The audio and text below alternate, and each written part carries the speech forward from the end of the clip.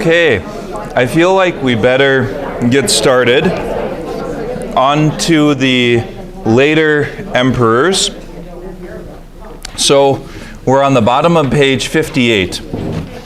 And our goal is to get to the end of 65 today. Oh, this is going to be exciting.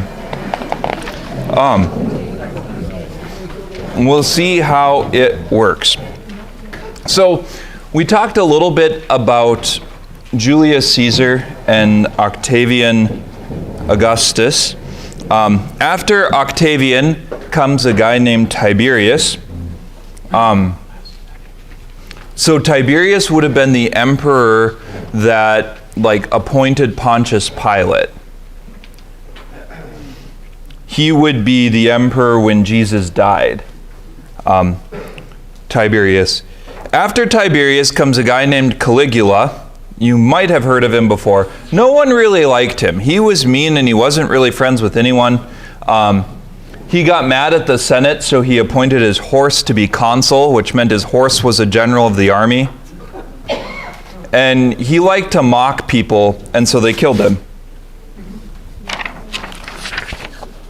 That's kind of the way it goes sometimes. And then there was a guy named Claudius. Some of these, if you want to dive into more Roman history, I would encourage you to do so. Roman history is really exciting, but we're not going to be able to spend as much time as I'd like with all of these people. Some of them end up being in civil administration, end up doing significant things and making significant achievements, but Roman stuff vis-a-vis Christianity, they're not all equally important for. The next guy that becomes problematic, though, is Nero. Nero, again, is someone who has a little bit of a bad rap in the modern world, and probably rightfully so. He was kind of psycho. But he does a few things, civil-wise, again, that are important for the city of Rome. We'll talk much more about him when we get to Roman persecutions, because Nero is someone who starts what's called the first Roman persecution. We don't know exactly if that's true. At first the Roman authorities seem to be relatively ambivalent about Christianity. They don't seem to have had a lot of contact. It's sort of well, who are they? What do they do? They're not very concerned. Christianity is just another group in a giant empire, and they got problems. Lots of them are fighting the Germans on the north side of the Alps. That was an area of significant tension. Vespasian. So right at the time of Nero, if you remember, this is where I should have probably put more timelines. So Nero is emperor when the Jewish uprising is really starting to gain steam against the Romans. And Vespasian is the general that's over there, who is controlling the army. Vespasian is another one of these kind of genius emperors. Militarily, he was quite excellent. And so as soon as I think Nero is murdered by his guards. I forget. You have to look up some of these stories. It's just crazy. There's a reason why the emperors start to pay their guards really well, and it's because they killed lots of ones who didn't. It was pay up or don't sleep too soundly. So Vespasian leaves just as they're getting ready. I forget if they had started the siege of Jerusalem or not, but it's right around his time, and so his son Titus takes over. Titus is the one that leads the siege of Jerusalem and the ultimate destruction of the remaining Jewish forces at Masada in the desert. So Nero and Vespasian and Titus, they are the emperors at the time of the collapse of Jewish society, in the sense of Jewish temple life, Jewish sacrificial system, and the significant destruction of Israel and the removal of the people from Israel. Domitian is another one. I think he is known to have had at least some Christians killed. Some Christian martyrs are in the time of Domitian, but he it wasn't one of the major ones. This is the time that is called the Pax Romana. And what happens is a little bit like the United States, that in this time period, the wars and the fights moved to the borders of the Roman Empire instead of the internal part. What would that allow when you take war out of the country? It would allow growth and a kind of blossoming. Instead of destroying things, your energy is put into building them. And so internally, the Roman Empire at this time becomes significantly more wealthy because you can sail across the Mediterranean. They're building roads. The roads are protected by the Roman army. Now, if you live in the hinterlands, like if you live north of the Alps, you don't have very much peace. You would not call this the Pax Romana and talk about the beauty of it, because the Romans and the Germanic tribes fought fairly constantly. The Romans win some battles, but they're never able to really push. They're never able to invade and conquer as much of the Germanic lands as they would like. So they kind of form a stalemate. I think it's by the river, the Danube. But there's a river north of the Alps, and the Romans sort of come to this uneasy peace where it's like, we'll occupy this side, you occupy that side, and as long as you don't come over here, we won't come over there. You know, if you live on the frontiers, if you remember, Gaul, on the other hand, France, was conquered by Julius Caesar. So there, Julius Caesar was enough of a military general and an intelligent enough man that he managed to outfox and outsmart the Germanic tribes. And so the Romans control all of the modern day French area. And I think even into the lowlands, the countries of the lowlands, so Belgium, the Netherlands, Luxembourg, those kind of things. The Roman military is an important part of the history of the Roman Empire.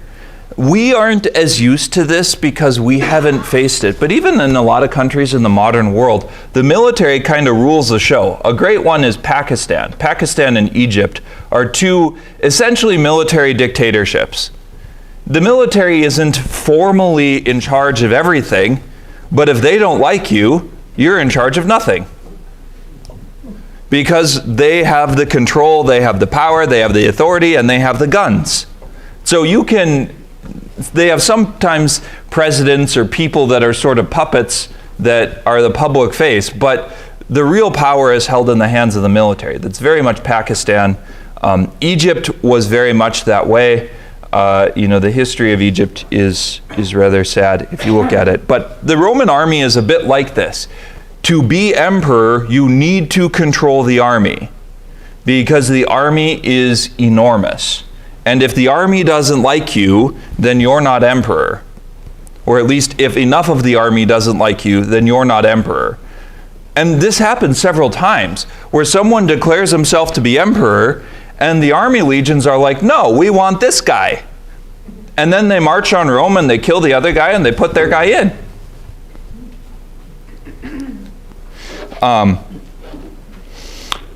And the Romans figure this out quite quickly. And so part of what they do, part of the Roman genius is that I think a Roman military career was about 20 years. If you served 20 years in the army, what they would start doing is you could become sort of a nobleman in the provinces.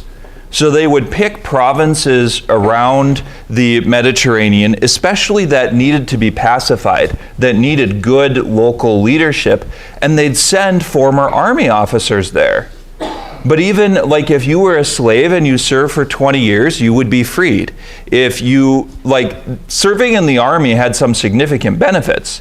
Wasn't necessarily good for your health that you survived 20 years, but if you did, it was fairly lucrative. And you had a paycheck, which is very much not guaranteed in the ancient world, and they would feed you.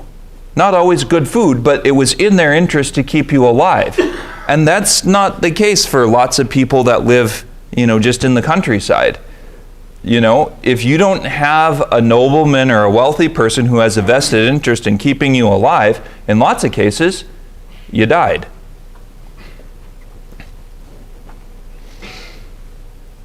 The Roman army was also a path to citizenship. If you served in the army, you got to become a citizen, which was a big deal. Then you could, they didn't have democracy quite like we do today, but citizenship was important. Citizenship was this thing that was filled with respect. It opened a lot of doors to public jobs, to authority and wealth in society. So that was a big deal.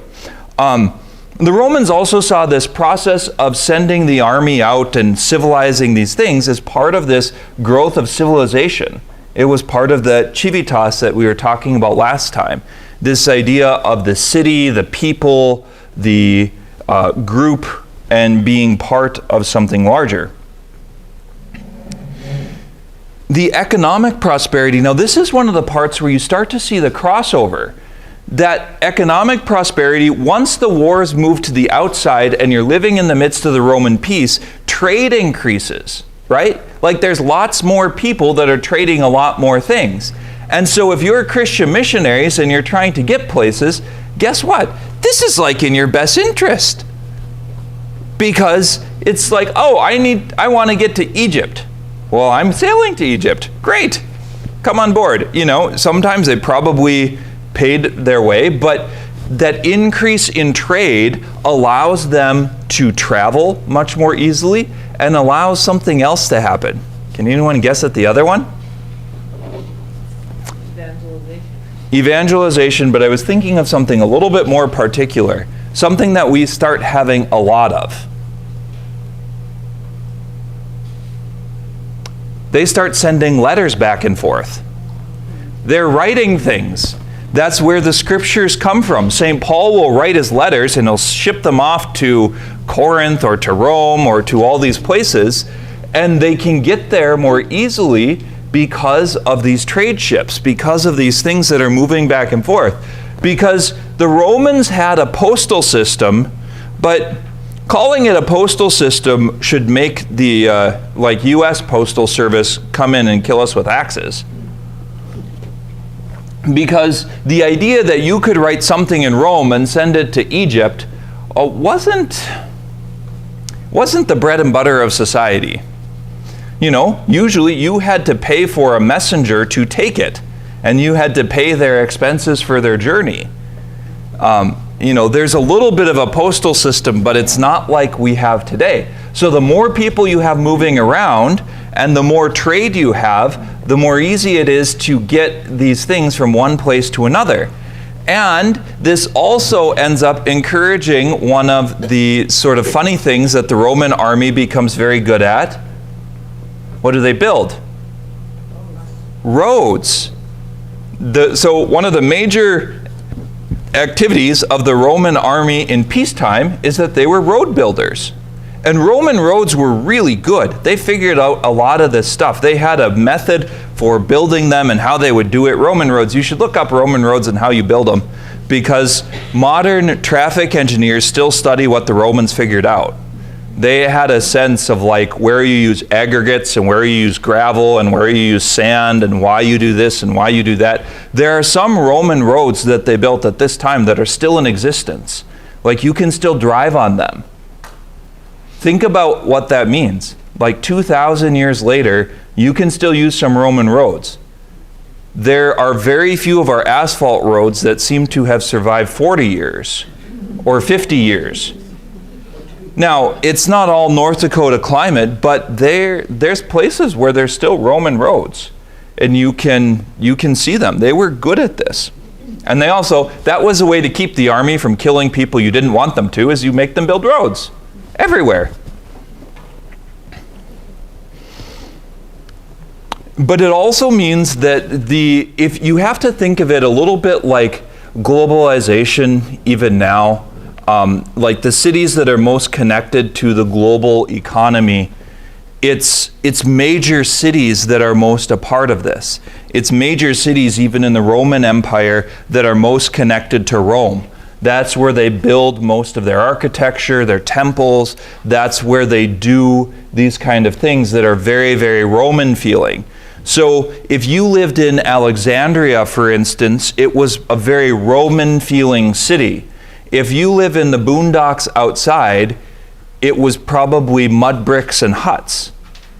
You know, like, you kind of have to see it a lot more as a hub and spokes. So the major cities were very civilized, very Roman. They were protected by a wall. They would always build a wall around the city. They would have the most connection to the empire. That's where the governor of the province lived, was in usually the largest city in the region. And so there's kind of a distinction between the cities that become most connected to Roman society and Roman stuff, and the smaller villages and towns in the countryside. Remember that communication still takes a long time. Not quite as long as you'd think. There was a lecture that I was listening to that talked about the rule of sevens, and it's a helpful way to conceive of things. So the rule of sevens is that a horse covers in 1 day what someone on foot covers in 7 days. And a ship covers in 1 day what a horse does in 7 days. So if it would take you a week to sail somewhere, it would very often take, like 200 days to walk there, or something like 50 days to ride horse. And so that helps us get more of a sense of how time works and how much faster ships are than we give them credit for. I mean, just the fact that you can sail at night and keep moving is a big deal. Now, you don't always move in the good directions, but you just have to remember that communication takes longer. And this becomes really important, like in the persecutions, right? Because if the emperor decides in Rome, okay, we're going to start killing the Christians, what has to happen? The message has to get there, but even before it has to get there, first it has to be written and copied. And that has to be done by hand.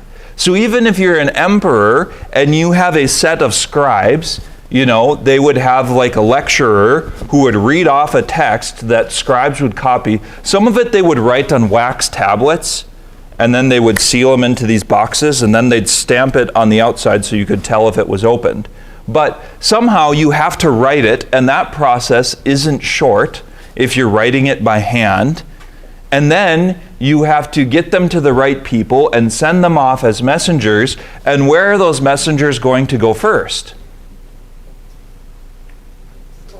To the cities, like we just talked about. Like the major, that's where if you start to feel the hub and the spokes. So the major messages are first going to be written to the cities, and that's where the messenger will go first. There's most commerce there, so it's most likely that they would sail there,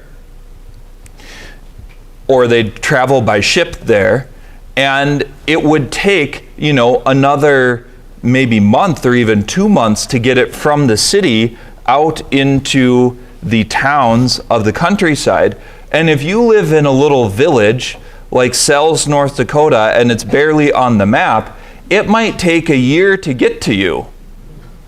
And then it gets to you and you're like, well, what do we do with this? They all left. Throw it on the pile with all the other stuff that they sent us.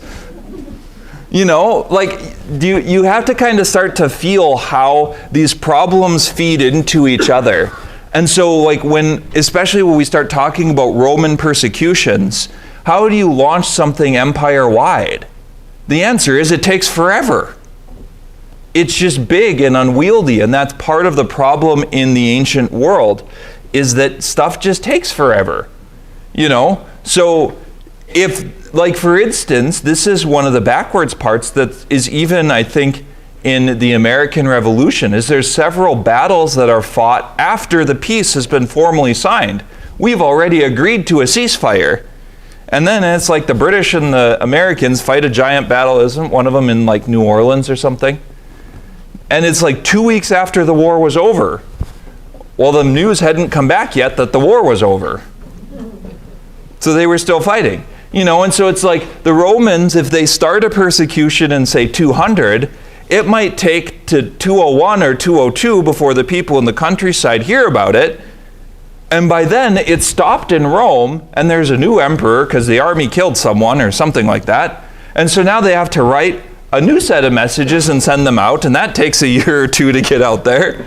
And if you're in the provinces, and it's like, it's easy to imagine them sitting around their table, we'll use an American image, drinking coffee, and some letter shows up from Rome, and they're like, well, what does that idiot think again?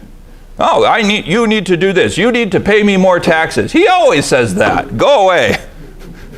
Right? Like, there's a lot less accountability. There's a lot less instantaneous communication. And that works in both directions. Sometimes it's good and sometimes it's bad. In a lot of cases, for modern ears, it's just sort of funny. Because it's like, if you ignore the Roman order, it'll probably take 6 months to get back to them that you didn't listen to it. And then, then they have to decide what to do, and then they have to send another messenger out. So, you take it with a grain of salt. Like, do I really want to do this or not? And you're going to have people that are really committed, like, no, Rome said we must do it. And you're going to have a lot of other people that are more pragmatic or more political, we would call them, and be like, well, what should we do? This will upset the populace. We should ask some people. So they gather a council of their fellows, usually rich people, and they ask them, what should we do? And they're like, let's throw this messenger in the river. Okay, chuck.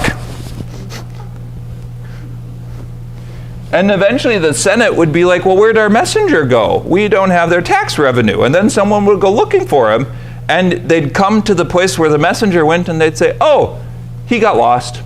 Didn't come. I mean, it is just like this is the way that the world worked. And the fact that it doesn't work this way now, or at least most of the time it doesn't work this way, is relatively unique in history. It's not like, oh, it's always been this way and people have always been good. It's like, no, people have always been bad. And we finally live in an era where there's enough accountability to catch the bad ones and weed some of them out. So the Christians, as the people start moving around, as there's this trade, they go to Alexandria. That's one of the earliest missions, 1st century. Saint Mark the Evangelist is credited as the founder of the church. Now, he probably went there. Was he the first Christian there? I think it's unlikely because it's a giant city. If you remember, there's a giant Jewish community there, and Jewish synagogues were almost always where the Christians preached first. But St. Mark is credited as the founder, that sometime after he wrote his gospel in the 60s, he leaves Rome and he goes to Alexandria. Damascus is the first major city north of Israel. If you remember, Paul was on his way to Damascus when he has his encounter with Jesus, and there was an important Jewish community there. The modern city of Damascus, to somewhat of our surprise, is actually in the same spot. The ancient city, I think, was closer to the mountains or something outside of town. But Damascus. In Damascus, the Syrians speak a language called Aramaic. This was the language of Jesus. This is the language that they used in Galilee. This is the language that many of the apostles would have spoken. That's just kind of a neat part. Edessa is a city you've probably never heard of, but it ends up being an important place. It's on the Turkish plateau, the Turkish highlands, and it's further north of Damascus. There was an important Jewish community there, and in the early church, that becomes an important center of missionary activity. Because what we're going to see eventually is that the ancient world will fracture along linguistic lines. So the Aramaic, Syriac speaking, it becomes known as Syriac. Those Christians go off in one direction. Eventually the Greek speaking Christians become mostly Orthodox, and the Latin speaking Christians become mostly Catholic. And so these linguistic boundaries become very important. One of the surprising things about Edessa, though, is that this is one of the first countries to embrace the faith as a whole, or at least in their leadership. So by rumor or legend, the ruler sends a letter to Jesus asking him to come and heal him because he's sick. Their story is that Jesus sends a letter back and says, I can't. My mission is to the Jewish people, but I will send one of my followers who will come and heal you. So, I wonder if I said this wrong. My note might be wrong. I might have meant to say, Jesus sent Thaddeus there. I don't know why I would have said Thomas. Silly apostles, you get confused with all their names and which name is in which language, right? Because Thaddeus shows up in some of the lists, but I don't think he's in other ones, and I'm not really sure if Thaddeus is the same as Thomas or not. But eventually one of the apostles goes there. Good enough.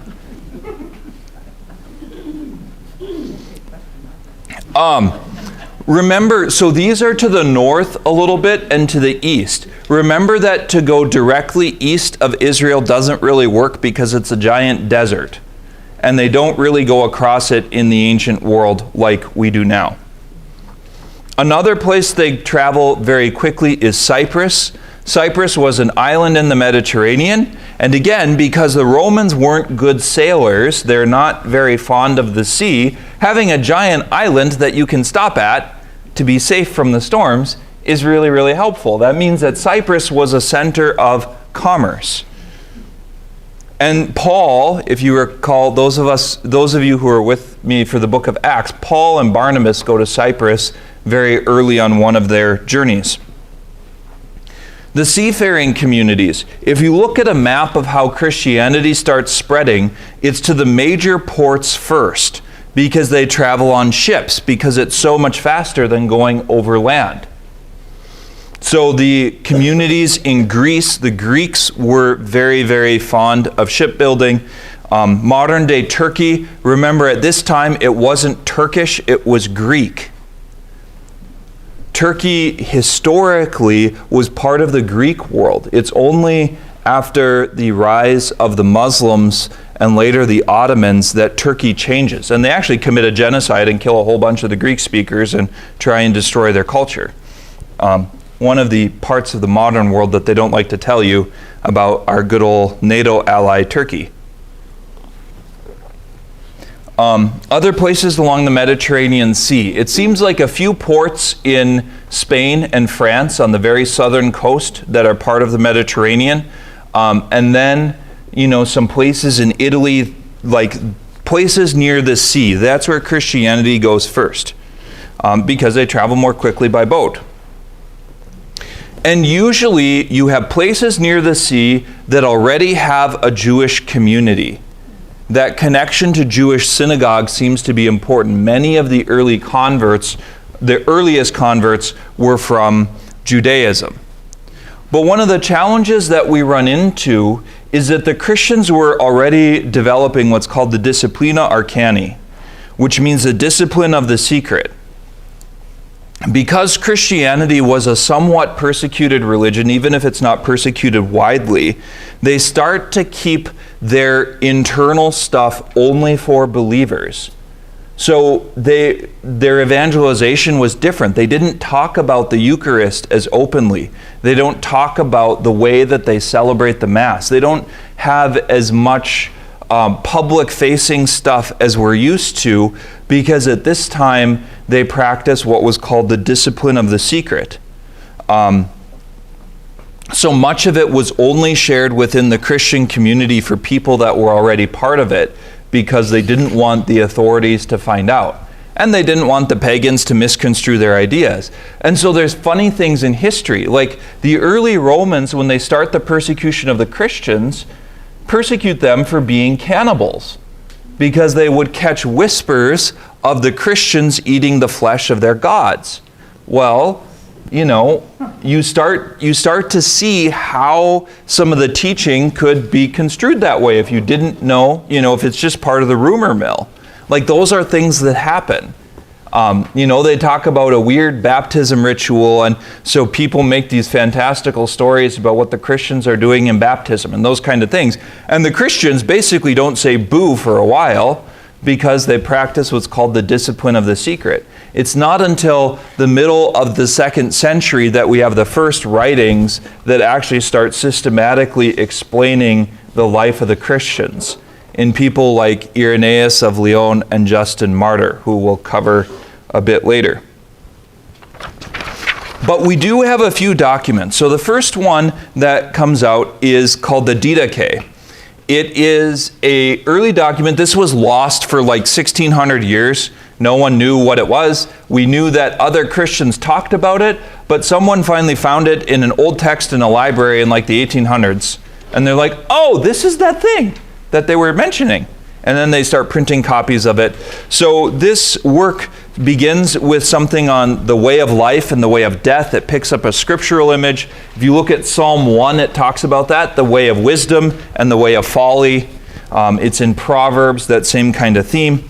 Follow the Lord Jesus Christ or follow a path of death. It talks about the moral life, to love God, to avoid sin. This is the first mention of the Christian prohibition of abortion.